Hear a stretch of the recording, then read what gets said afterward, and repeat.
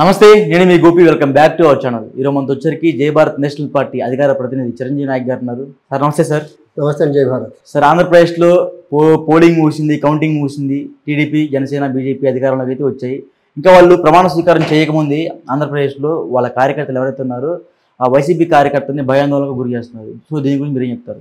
అంటే ఒకటండి, ఇప్పుడు ఆంధ్రప్రదేశ్లో ఎలక్షన్స్ అయిపోయినాయి, కూటమి విజయం సాధించింది, కానీ ఇంకా గవర్నమెంట్ ఏర్పడలేదు. ఇప్పటికైతే లా అండ్ ఆర్డర్ ప్రాబ్లం ఉంది కాబట్టి అక్కడక్కడ అల్లర్లు జరుగుతున్నాయి కాబట్టి దీన్ని కంట్రోల్ చేయాల్సిన బాధ్యత పోలీస్ మీద ఉంది. పోలీస్ పర్టికులర్లీ ఈసీ ఇంకా model code of conduct implementation result declare చేసింది, కానీ ఇంకో గవర్నమెంట్ ఫామ్ చేయాలి. ఇంకొక గవర్నమెంట్ ఫామ్ చేసేంత వరకు ఖచ్చితంగా లా అండ్ ఆర్డర్ అంతా సూపర్వైజ్ చేయాల్సింది గవర్నర్. ఈసీ ఉంది, ఇంకా మోడల్ కోడ్ ఆఫ్ కండక్ట్ ఇంకా ఆంధ్రప్రదేశ్ ఇంప్లిమెంటేషన్ రిజల్ట్ డిక్లేర్ చేశారు, కానీ అఫీషియల్గా ఇంకొక రిజల్ట్ డిక్లేర్ చేసిన తర్వాత ఇంకో ముఖ్యమంత్రి రాలేదు. అదర్వైజ్ ఇప్పుడు ఆపధర్మ ముఖ్యమంత్రిగా ఉన్న జగన్మోహన్ రెడ్డి గారు ఏమైనా సలహాలు ఇవ్వాలి. సో ఇప్పుడు ఆపధర్మ ముఖ్యమంత్రి జగన్మోహన్ రెడ్డి ఉన్నారు, గవర్నర్ ఉంటారు, ఈసీ ఉన్నారు. సో లా అండ్ ఆర్డర్ విషయంలో ఎవరో ఒకరు ప్రొయాక్టివ్ మెజర్ తీసుకుని వీటన్నిటిని ఆపే ప్రయత్నం చేయాలి కదా. జగన్మోహన్ రెడ్డి గారు ఎందుకు ఆపలేకపోతున్నారు? ఆయన చేతిలో ఏం లేదు, ఆపధర్మ ముఖ్యమంత్రి ఆయన, అంతే. పవర్స్ ఉండవు. ఇంకో ముఖ్యమంత్రి వచ్చే వరకు జగన్మోహన్ రెడ్డి గారు ఆపధర్మ ముఖ్యమంత్రిగా ఉంటారు, అంతే. ఇప్పుడు ఏదైనా లా అండ్ ఆర్డర్ ఇవన్నీ సూపర్వైజ్ చేయాల్సిన బాధ్యత ఈసీ మీద ఉంది. రిజల్ట్ డిక్లేర్ చేస్తారు. ఇంకొక కూటమి నుంచి ఎల్పీ లీడర్ని ఇంకా లెజిస్లేటివ్ పార్టీ లీడర్ని ఇంకా శాసనసభ పక్ష నేతని ఇంకెవరిని ఎన్నుకోవాలా? వాళ్ళు పవన్ కళ్యాణ్ గారిని ఎన్నుకుంటారా, లోకేష్ గారిని ఎన్నుకుంటారా, లేకపోతే చంద్రబాబు గారిని ఎన్నుకుంటారా, ఎవరిని ఎన్నుకుంటారో తెలియదు. ఆంధ్రప్రదేశ్ ముఖ్యమంత్రి ఎవరనేది ఇంకా కూటమి గెలిచింది, కానీ కూటమి నుంచి ముఖ్యమంత్రి ఈయనని కూటమి నుంచి ఎవరు చెప్పాలా. ఇప్పుడు టీడీపీ నుంచి చూసుకుంటే ఇద్దరు ఉన్నారు యాస్పిరెంట్స్, చంద్రబాబు గారు, పవన్ కళ్యాణ్ గారు, లోకేష్ గారు. తర్వాత మిత్రపక్షంగా ఉన్న పవన్ కళ్యాణ్ గారు ఉన్నారు. ఎవరవుతారో ముఖ్యమంత్రి తెలియదు. ఇంకా గెలిచారు, కానీ మా ముఖ్యమంత్రి కూటమి నుంచి వీళ్ళు అని చెప్పలేదు. నేను పోనీ బీజేపీని కూర్చోబెడతారో కూడా ఎవరు చెప్పలే. ఇంకా ఈ క్రమంలో ఇలాంటి అల్లర్లు జరుగుతున్న టైంలో అట్లీస్ట్ బాధ్యతాయుతంగా కూటమి నుంచి గెలిచిన లీడర్స్ అట్లీస్ట్ ఒక కాల్ ఇస్తే బాగుంటుంది. అల్లర్లు చేయొద్దు, గొడవలు చేసేదాన్ని కాదు మనకు మ్యాండేట్ ఇచ్చిందని ఒక పిలుపు వాళ్ళ క్యాడర్కి ఇచ్చి గొడవలు ఆపగలిగితే బాగుంటుంది. ఆ గొడవలు రాష్ట్రానికి మంచిది కాదు, రాష్ట్రానికి అట్ ద సేమ్ టైం ఎవరైతే గొడవలు చేస్తున్నారో ఆ ప్రాంతాలకు కూడా మంచిది కాదు కదా. రేపు వీళ్ళందరి మీద కేసులు అయితే కేసులు పెట్టుకొని కోర్టుల చుట్టూ తిరగాల్సింది గొడవలు చేసిన లీడర్లు ఎవరు తిరగాలి. లీడర్లకు అంత అవసరం కూడా పట్టదు, లీడర్ల మీద కేసులు బుక్ అవ్వవు. ఎవరైతే లోకల్ గా పైన లీడర్షిప్ ని పైన గెలిచిన పార్టీని చూసుకుని గొడవ చేస్తారో వాళ్ళ మీద కేసులు బుక్ అవుతాయి. సో అల్టిమేట్ గా కోర్టుల చుట్టూ తిరగాల్సింది కామన్ పీపుల్ కాబట్టి అది గ్రహించి గొడవలు కొంచెం దూరంగా ఉండండి. మీకు గెలిపించింది గొడవలు చేసేదానికి కాదు, ఆంధ్రప్రదేశ్ కి అభివృద్ధి చేసేదానికి. సో ఆంధ్రప్రదేశ్ అభివృద్ధి మీద ఫోకస్ చేస్తే బాగుంటుంది. అంటే అప్పట్లో వైసీపీ పార్టీ వాళ్ళు ఇంతకు మించి ఎక్కువ చేశారంట. ఇప్పుడు చేసి ఉంటే దాని కాన్సిక్వెన్సెస్ చూశారు కదా. అప్పుడు గొడవలు చేశారనే కదా జగన్మోహన్ రెడ్డి ఎంత దారుణంగా ఓడించింది. ఇప్పుడు వీళ్ళు గొడవలు చేస్తే రాబోయే ఎన్నికల్లో ఈ కూటమిని కూడా దారుణంగా ఓడిస్తారు. మళ్ళీ ప్రజలు ఎప్పుడు గొడవల్ని అల్లర్లని హర్షించరు. ప్రజలు అవి గొడవలు చేసుకునే దానికి వీళ్ళ నోట్లేసి గెలిపించలేదు, గొడవలు చూసేదానికి కాదు, అభివృద్ధి చేసేదానికి వీళ్ళకి ఇంత పెద్ద మ్యాండేట్ ఇచ్చారు. సో అభివృద్ధి పదం వైపుకి తీసుకెళ్ళాలి, ఆంధ్రప్రదేశ్ ని అభివృద్ధి పరంగా ఎలా ముందుకు తీసుకెళ్తారో ఆ విజన్ చెప్పండి, కానీ గొడవలు చేయడం ఏమాత్రం సమంజసం కాదు, సమర్థనీయం అంతకంటే కాదు. ఆంధ్రప్రదేశ్ లో మాజీ ఎమ్మెల్యే బాలినేని శ్రీనివాస్ రెడ్డి గారి మీద దాడులు జరుగుతుందంట, వాళ్ళ కార్యకర్తల మీద జరుగుతుందంట. అదేవిధంగా కాన్స్టిట్యున్సీలు చాలా వైసీపీ కార్యకర్తలు ఎవరైతే ఉన్నారో వాళ్ళ ఇంట్లోకి చొరబడి రాళ్ళు విసిరేయడం కానీ గడ్డపరంతో కొట్టడం అలా జరుగుతుందంట. సో మరి ఇంత తీవ్రంగా జరుగుతున్నా సరే ప్రతినిధి నాయకులు ఎందుకు స్పందించలేదు? ఇప్పుడు కూటమి నుంచి ఎవరైతే గెలిచారో రెస్పాన్సిబుల్ కూటమి నాయకులు ఏమంటున్నారంటే, ఎవరు మాట్లాడలేదు కదా. కూటమి నాయకుడు ఏమంటున్నారంటే హింసాత్మక ఘటనలు మేమేం చేయమని వాళ్ళందరూ వాళ్ళు చెప్తున్నారు. బట్ సార్ చేసే వాళ్ళని ఆత్మనంగా చెప్పాలి కదా. ఇప్పుడు అపోజిషన్ వాళ్ళు ఏం చెప్తున్నారు, గెలిచిన పార్టీ వాళ్ళు అంటున్నారు.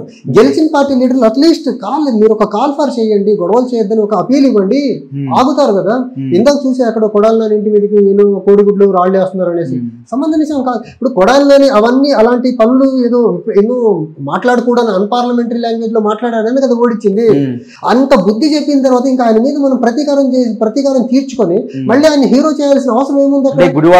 అలాంటి అల్లర్లు జరగటం వల్ల ఆయన మీద సింపతి పెరుగుతుంది. ఆయన చేసిన చెడంతా మర్చిపోయి అయ్యో పాపం మీ మీద ఇలా చేస్తున్నారు మళ్ళీ సింపతి వస్తుంది.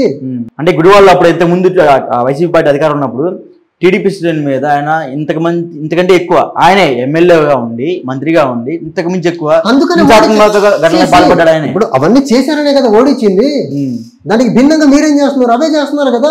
మీరు ప్రజలు తీర్చుకునే దానిక మీకు ప్రజలు ఓట్లేసింది, గొడవలు చేసేదానిక మీకు ఓట్లేసింది. కొడాలని తప్పు చేసి ఉంటే చట్టపరంగా శిక్షించండి. ఇలా లంపెన్ లంపెన్ గ్రూప్ లా వాళ్ళ ఇంటి మీదకి వెళ్ళి రాళ్ళు కోడిగుడ్లు వేయడం కరెక్ట్ కాదు కదా. అదేవిధంగా వైసీపీ పార్టీలో ముఖ్యంగా ఎవరైతే ఉన్నారో కీలక నేత అని చెప్పుకోవచ్చు విడుదల రజని, ఆమె ఆఫీస్ ను కూడా ధ్వంసం చేశారంటే గెలిచిన మరుక్షణమే. ఇది కరెక్ట్ కాదు, ఇది సంబంధించిన అసలు ఏ మాత్రము కాదు. ఎవరైతే ఓడిపోయారో ఓడిపోయిన వాళ్ళ మీద ఇది కాదు మీరు చేయాల్సింది. వాళ్ళు ఏమైనా తప్పులు చేస్తే చట్టపరమైన చర్యలు తీసుకునేదానికి పోలీస్ వ్యవస్థ ఉంది, ఎంక్వైరీ చేయించండి, చట్టపరమైన చర్యలు తీసుకోండి. అంతే తప్ప ఈ రకంగా అల్లరి మూకలుగా పార్టీ క్యాడర్ అల్లరి మూకలుగా మారిపోయి అలా ప్రతిపక్ష నాయకులు ఇళ్ల మీదకి వెళ్ళి దాడులు చేయడం కరెక్ట్ కాదు. అంటే జగన్ కూడా చంపేసే అవకాశాలు ఎక్కువ ఉన్నాయండి ఈసారి. అవి నాకు తెలియదండి.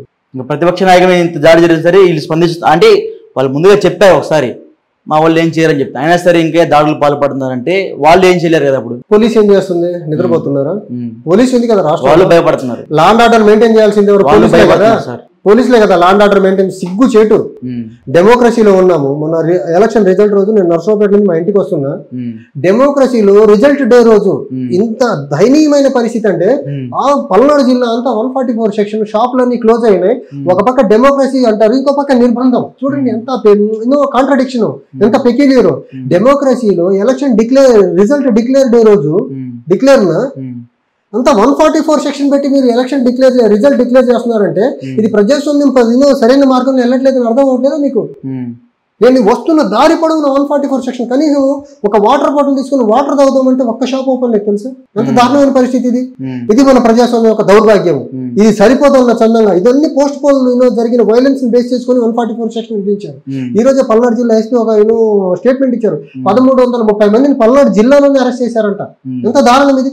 ఒక జిల్లాలోనే 1330 మందిని అరెస్ట్ చేశారంటే ఇంకా అరెస్ట్ కానోళ్ళు ఎంతమంది ఉంటారు ఆ జిల్లాలో? ఈ రకంగా రాష్ట్రం మొత్తం చూస్తుంటే జరిగిన ఎన్నికల్లో ఎంతమందిని అరెస్ట్ చేయాలి? ఈ రకంగా గొడవలు చేసుకుంటే ఆంధ్రప్రదేశ్ యొక్క law and order situation control చేయలేకపోతే బయట ఇన్వెస్టర్స్ కి, గ్లోబల్ ఇన్వెస్టర్స్ కి ఎలాంటి సందేశం వెళ్తుంది బయటికి? అసలు ముందుకు వస్తారా పెట్టుబడులు తీసుకొని? వీళ్ళకి అర్థం చేసుకోవట్లేదు. వీళ్ళకు లా అండ్ ఆర్డర్ కి maintenance of law and order తర్వాత ఇన్వెస్ట్మెంట్స్ రావడానికి చాలా ఎన్నో అవినాభావ సంబంధం ఉన్నది గ్రహించే పరిస్థితి ఈ పార్టీ క్యాడర్స్ లేవు. దానివల్ల జరుగుతున్న గొడవలు ఇది. వీళ్ళకి ఏమాత్రం సెన్సిటివిటీ ఉండి ఉంటే గొడవలు చేయకుండా పీస్ఫుల్ గా ఉండి ఇప్పుడు వచ్చిన ఈ థంపింగ్ మెజారిటీని బేస్ చేసుకుని బెటర్ గా ఇన్వెస్టర్స్ తెప్పించి ఆంధ్రప్రదేశ్ లో ఇన్వెస్ట్మెంట్స్ పెట్టించి ఆంధ్రప్రదేశ్ ని అభివృద్ధి పరంగా ముందుకు తీసుకెళ్లే వాళ్ళకి వీళ్ళకి సెన్సిటివిటీ ఉన్నట్టు అనిపించట్లేదు ఈ జరుగుతున్న పరిణామాలు గొడవలు చూస్తూ ఉంటాయి. ఓకే, అదేవిధంగా జక్కంపూడి రాజా అంటే మాజీ ఎమ్మెల్యే రాజానగరం. సో ఆయన ఏమంటున్నారంటే జగన్మోహన్ రెడ్డి గారు ఓడిపోవడానికి కేవలం అతని పక్కన ఆవరణలో ఎవరైతే ఉన్నారో అధికారులు వాళ్ళే కారణం అంట. ఏమైనా ఫండ్స్ కావని ఏమన్నా అది కాక పనులు జరగాలన్నా సరే జగన్మోహన్ రెడ్డి దాకా తీసుకెళ్ళడానికి కూడా భయపడుతున్నారంట. ఇది ఎమ్మెల్యేలు అయ్యిండు కూడా. సో అలాంటప్పుడు ప్రజలకి ఎటువంటి న్యాయం జరుగుతుందంటారు? ఒకటండి, ప్రజాస్వామ్యంలో ఒకటైతే క్లియర్ అండి. చెప్పండి. ప్రజాస్వామ్యంలో ఒక వ్యక్తిని ఎమ్మెల్యేగాను లేకపోతే ఆ పార్టీ అభ్యర్థిని పార్టీ ప్రెసిడెంట్ ముఖ్యమంత్రిగా ఎన్నుకుంటారంటే మా బాధలు తీరుస్తున్నాడని, మమ్మల్ని కలిసి మా బాధలు వింటారని, లేకపోతే మా సమస్యలు తీరుస్తారని. ఒకసారి గెలిచిన తర్వాత మిమ్మల్ని గెలవాలంటే కోటరీని అడ్డం పెట్టుకుని కోటరీ మిమ్మల్ని దాకా కలవకుండా ఆపేసే పరిస్థితి వస్తుందంటే డెమోక్రసీలో మీరు మీ పార్టీగా మీరు ఆ డెమోక్రటిక్ రిప్రజెంటేటివ్ ఎలక్టెడ్ రిప్రజెంటేటివ్గా మీరు ఫెయిల్ అయినట్టే. దాని పర్యవసనం చూసాం కదా. పార్టీ ఎమ్మెల్యేలనే కలవలేదని ఒక బ్యాడ్ మెసేజ్ సమాజంలోకి వెళ్ళటం వల్ల అంత గౌరవం ఓడిపోయింది. మంత్రులకు అపాయింట్మెంట్ ఇవ్వరని ఒక అపవాదం వచ్చింది, ప్రజలకు కలవట్లేదని ఒక అపవాదం వచ్చింది. ఎక్కడికన్నా బయటకు వచ్చిన పరదాలు కట్టుకొని వెళ్తున్నారు ప్రజల మధ్యలోకి, ప్రజల్ని కలిసేదానికి ఆస్కారం ఇవ్వట్లేదు. ఇంత అపవాదం రావడం వల్ల కదా ప్రజల్లో ఒక తీవ్రమైన వ్యతిరేకత పేరుకొనిపోయి ఘోరంగా ఓడిపోయింది. సో ప్రజలు ఎప్పుడైతే ఒక దానికి ఫిక్స్ అవుతారో, ప్రజాస్వామ్యబద్ధంగా ఈ పాలకుడు వెళ్ళట్లేదని ఫిక్స్ అవుతారో ఖచ్చితంగా ప్రజలకు తగిన రీతి ఎలక్షన్లు వచ్చినప్పుడు చెప్తారు.